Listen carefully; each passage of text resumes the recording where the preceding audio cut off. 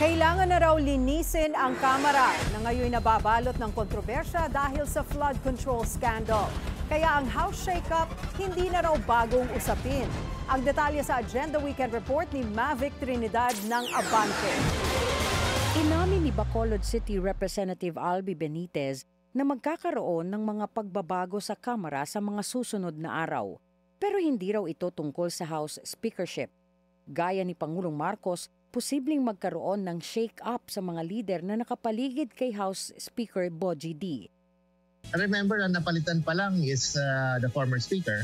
Okay. At ngayon, yung senior deputy speaker. Right? Okay. So, kung titingnan natin, this is really a administration of the previous speaker. So, I think pinag-aaralan ngayon at tinitingnan ni Speaker Bogie, Speaker D, kung dapat may mga mas malawak na changes na gagawin. Sa panayam ng Kong Radio ng Abante kay Benitez, sinabi niyang kailangan na rin talaga ng pagbabago sa pamamahala sa Kamara.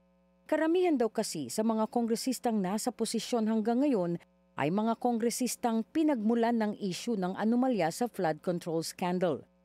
Cleansing the image of the House ang nakikitang sagot ni Benitez.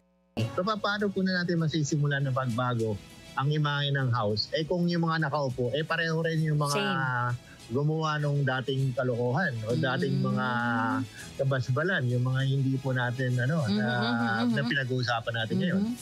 So, that is really part of image cleansing. Para maibalik ang tiwala ng taong bayan sa Kamara, tiniyak ni Benitez na suportado niya ang leadership ni D dahil para rin siya sa paglilinis sa Kamara. Para sa Agenda Weekend, Mavic Trinidad, Abante.